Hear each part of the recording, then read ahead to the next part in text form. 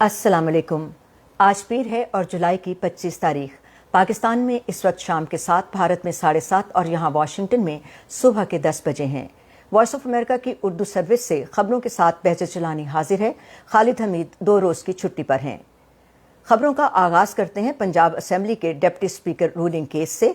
जो फैसला पाकिस्तान के वक्त मुताबिक 5:30 बजे सुनाया जाना था वो अभी तक नहीं सुनाया जा सका और ताहाल सुप्रीम कोर्ट में दलाइल दिए जाने का सिलसिला जारी है। और इस सिलसिले में ताज़ा तरीन खबरों के लिए आप हमारी उर्दू वेबसाइट और इसके अलावा फेसबुक लाइव के लिए भी ध्यान रखिएगा, जिससे आपको ताज़ा तरीन खबरें मिलती रहेंगी। और आइए अब आगाज़ करते हैं बाकी खबरों का। रूस ने पीर के रोज़ कहा है कि यूक्रेन की बंदरगाह ओडेसा पर उसके मिसाइल हमले से अनाज की बरामदात बहाल करने के मुआहदे पर कोई असर मुरतब नहीं होना चाहिए। क्रेमलिन के तर्जुमान डिमिट्री पेस्कोव ने कहा कि इस हमले में सिर्फ फौजी इंफ्रास्ट्रक्चर को ही हदफ बनाया गया था और किसी को भी इस एतबार से इसका ताल्लुक इस निज़ाम से न था जो अनाज की बरामद के लिए इस्तेमाल किया जा रहा है। रूस ने इब्तदा में हफ्ते के रोज़ इस हमले में मुलव्विस होने से इनकार किया था, लेकिन फिर इतवार के रोज़ एतराफ़ किया कि उसकी अफवाज इसकी जिम्मेदार हैं। यूक्रेन के हुक्काम का कहना है कि वो मुआहिदा होने के बाद अनाज की बरामद दोबारा शुरू करने पर काम कर रहे थे। अक़वाम मुत्तहिदा और तुर्की की मदद से ये मुआहिदा तय पाया था, जिसके तहत बहर अस्वद में मुतय्यन रूसी बहरी बेड़ा उन इलाकों से इस अनाज को महफूज तौर पर गुजरने की इजाज़त देगा जो उसकी फरवरी के अवाखिर में यूक्रेन पर हमले के बाद से नाकाबंदी कर रखी है। रूस के वजीर खारजा सरगई लावरोफ ने इतवार के रोज मिस्र के दारुल हुकूमत काहिरा में मिस्री सदर अब्दुल फताह अल सीसी और वजीर खारजा सामिर शुक्री से मुलाकात के अलावा अरब लीग के इजलास में भी शिरकत की। बरतानवी खबर रसां इदारे रॉयटर्स के मुताबिक इस मौके पर अपने खिताब में उन्होंने कहा कि अगर इजाफी अनाज उठाने के लिए यूक्रेनी बंदरगाहों पर लंगर अंदाज होने वाले बहरी जहाज़ों की तलाशी का काम जारी किया जाए ताकि इस बात को यकीनी बनाया जा सके कि उन्हें असलहे की फराहमी के लिए इस्तेमाल नहीं किया जा रहा, क्योंकि बकौल उनके ऐसा करना मुल्क में जारी तनाज़े के लिए मजीद नुकसानदेह होगा।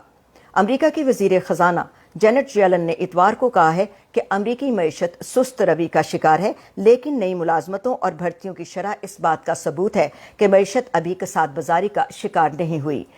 येलन ने NBC के प्रोग्राम मीट द प्रेस में ये बात कही है।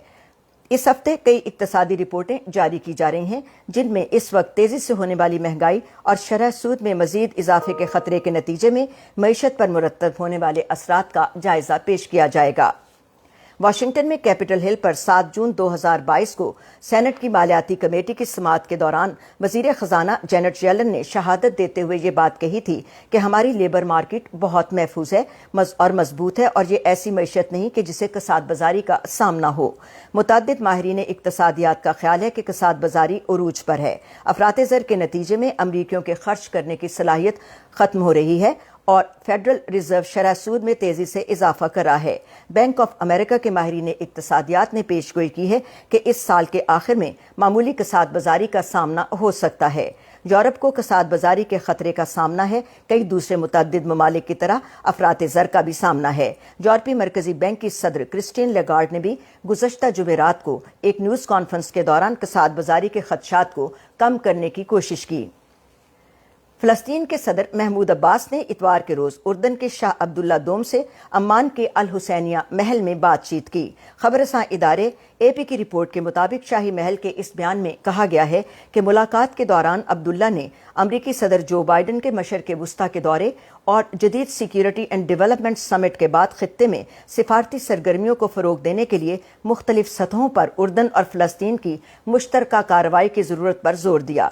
इस मुलाकात में होने वाली पेशरफ्त खास तौर पर आइंदा इसराइली इंतखाबात और उनके फ़लस्तीन इसराइल अमन मुज़ाकरात पर मुरतब होने वाले असरात पर का भी हवाला किया गया।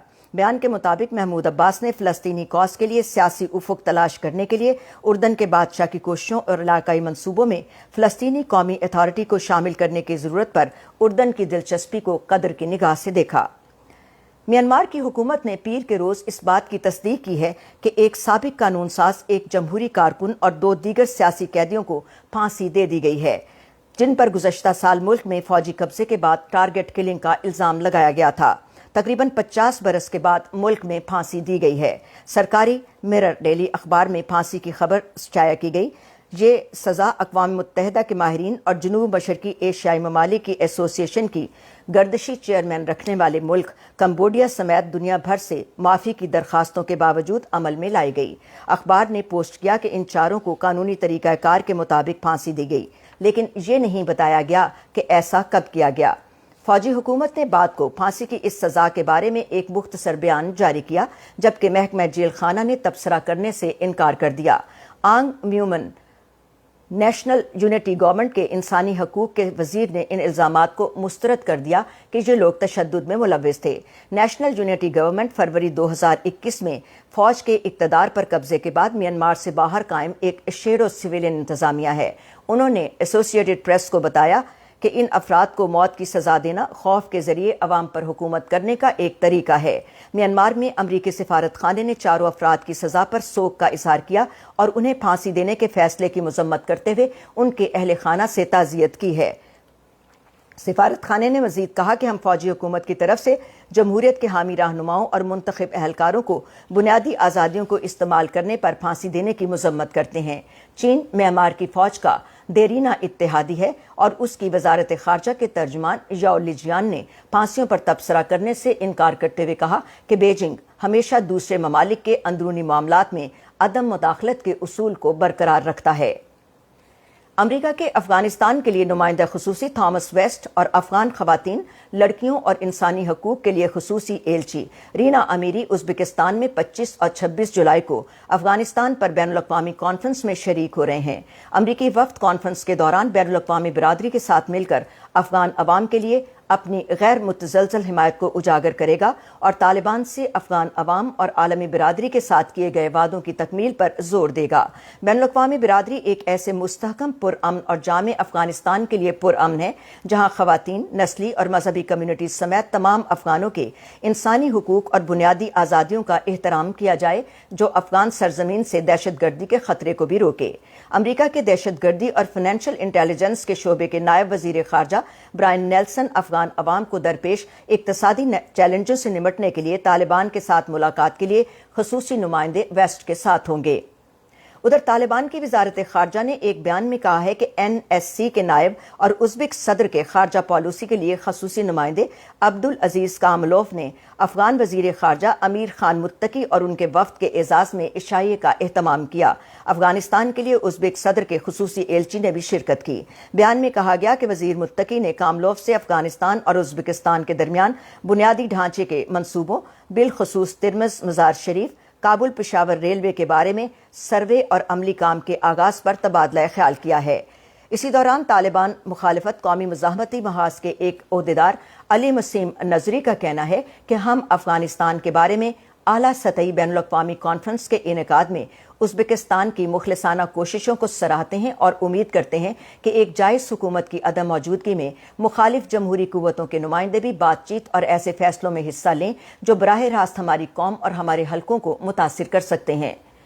افغانستان میں طالبان کی ریاستی ڈیزاسٹر مینجمنٹ کی وزارت کا کہنا ہے کہ افغانستان کے 10 صوبوں میں گزشتہ 3 روز کے دوران اچانک آنے والے سیلابوں میں 18 افراد ہلاک اور 19 زخمی ہو گئے۔ وزارت کے ترجمان مولوی محمد نسیم حقانی نے وائس آف امریکہ کو بتایا کہ ان صوبوں میں سیلاب سے آبپاشی کی زمینیں بھی تباہ ہو گئیں۔ اسی دوران افغانستان میں موسم کی پیش گوئی کرنے والے ادارے نے افغانستان کے کئی صوبوں میں آئندہ 24 گھنٹوں کے لیے مزید بارشوں اور سیلاب کی پیش گوئی کی ہے۔ افغانستان کے 28 صوبوں میں آج پیر کے روز سے پولیو سے بچاؤ کے قطرے پلانے کی مہم کا آغاز کر دیا گیا۔ طالبان کی وزارت صحت عامہ کے ایک بیان میں بتایا گیا کہ 4 روزہ مہم کے دوران 5 سال سے کم عمر کے 67 لاکھ بچوں کو پولیو کے قطرے پلائے جائیں گے۔ پولیو کے حفاظتی ٹیکوں کی مہم جنوبی، جنوب مشرقی، شمالی اور مغربی صوبوں کے 248 اضلاع کا احاطہ کرے گی، جن میں وہ اضلاع بھی شامل ہیں جہاں موسم سرما میں رسائی ممکن نہیں تھی۔ طالبان سے منسلک باختر نیوز ایجنسی نے معتبر ذرائع کے حوالے سے بتایا کہ پاکستانی علماء کرام کا 8 رکنی وفد تحریک طالبان پاکستان یعنی TTP کے رہنماؤں سے مذاکرات کے لیے آج پیر کے روز کابل کا دورہ کرا ہے۔ وفد کی قیادت مفتی تقی عثمانی کر رہے تھے۔ طالبان نے ابھی تک پاکستان کے مذہبی علماء کے وفد کی کابل پر آمد کے بارے میں باضابطہ طور پر کوئی تبصرہ نہیں کیا۔ عالمی ادارہ صحت یعنی WHO کے director general director general Tedros Ghebreyesus نے اپنے اختیارات کا استعمال کرتے ہوئے مونکی پاکس کو عالمی تشویش کی پبلک ہیلتھ ایمرجنسی قرار دیا ہے۔ ٹیڈروس نے یہ فیصلہ ایک ایسے وقت پر کیا جب ہفتے کو صورتحال کا جائزہ لینے کے لیے بلائی گئی ایک ہنگامی کمیٹی کا اجلاس اتفاق رائے نہ کر سکا۔ اس سے قبل ہنگامی کمیٹی کا اجلاس گزشتہ ماہ طلب کیا گیا تھا جب 47 ممالک میں 3000 سے زائد مونکی پاکس کے کیسز WHO کو رپورٹ کیے گئے تھے۔ اس کے بعد سے کیسز میں اضافہ دیکھا گیا اور اب تک 75 ممالک میں 16,000 سے زائد کیسز رپورٹ کیے جا چکے ہیں، جبکہ بیماری سے 5 اموات بھی ہوئی ہیں۔ WHO کے آخری اجلاس میں کمیٹی اس نتیجے پر نہیں پہنچ سکی کہ آیا مونکی پاکس عالمی صحت کو خطرہ ہے یا نہیں۔ ٹیڈروس کا کہنا ہے کہ انہوں نے معلومات پر غور کیا ہے، جس کے بعد انہوں نے یہ سمجھا ہے کہ یہ بیماری عالمی سطح پر پھیل سکتی ہے۔ ان کا مزید کہنا تھا کہ وبا پہلے ہی تیزی سے دنیا میں پھیلی ہے، جس کے بارے میں ہم بہت کم جانتے ہیں۔ ایئر لائن ڈیلٹا نے 100 737 میکس 10 جہاز خریدنے کے معاہدے پر دستخط کر دیے۔ ایسوسی ایٹڈ پریس کی رپورٹ کے مطابق اس معاہدے کا اعلان برطانیہ کے فارنبورو انٹرنیشنل ایئر شو کے دوران کیا گیا، جس میں بوئنگ جہاز کے مختلف ماڈلز کے علاوہ جدید ترین 737 میکس 10 جہاز بھی نمائش کے لیے پیش کیے گئے۔ 2 مہلک ہوائی حادثات کے بعد دنیا بھر میں 737 میکس 8 اور 9 کو گراؤنڈ کیے جانے کے بعد معاہدہ بوئنگ کمپنی کے لیے اعتماد کا ووٹ ہے۔ یہ جہاز ابھی آزمائشی مرحلے میں ہے اور اس کی کارکردگی کو مانیٹر کرنے کے لیے طیارے میں لگ بھگ 2000 سینسر بھی لگائے گئے ہیں، جبکہ اسے پرواز کے لیے ابھی امریکی حکام سے منظوری لینا باقی ہے۔ ڈیلٹا ایئر لائن کو ان نئے جہازوں کی ترسیل 2025 میں ملنے کی امید ہے۔ 777 یعنی 777 کے جدید ماڈل کو بھی پیش کیا گیا، جسے دنیا کا سب سے بڑا اور سب سے زیادہ مؤثر جڑواں انجن جیٹ کہا جاتا ہے۔ AP کے مطابق یہ جہاز ان پائلٹوں کے لیے ایک آسان اپ گریڈ ہوگا جو بوئنگ 777 کی مختلف قسموں کو اڑا چکے ہیں۔ تو یہ تھی وہ خبریں جو ہم نے فیس بک کے لیے پیش کی۔ ہماری ویب سائٹ، YouTube اور پوڈ کاسٹ پر یہ بلیٹن بھی آپ کے لیے پوسٹ کر دیا جاتا ہے۔ آپ ہمارے ان بلیٹنز کو شیئر کرتے ہیں، ان پر اپنی رائے کا اظہار کرتے ہیں، جس کے لیے ہم آپ کی ان محبتوں کے شکر گزار ہیں۔ اپنی ان محبتوں کو جاری رکھیے گا۔ اب بہجت جیلانی آپ سے اجازت چاہتی ہے۔ خبروں کے اس بلیٹن کو ختم کرتے ہیں۔ میرے ساتھ کیمرہ مین تھے قذافی اور ایڈیٹر قمر عباس جعفری۔